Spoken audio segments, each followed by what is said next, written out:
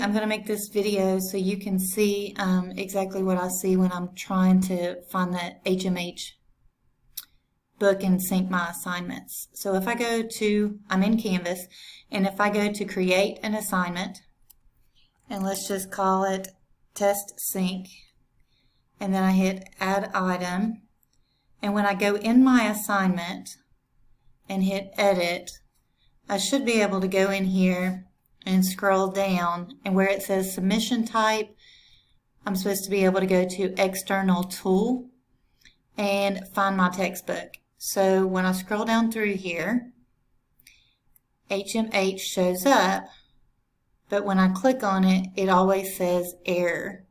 So this is the message we're getting all the time. So I don't know if this helps, but that way you know what we're seeing. Thanks for working on this.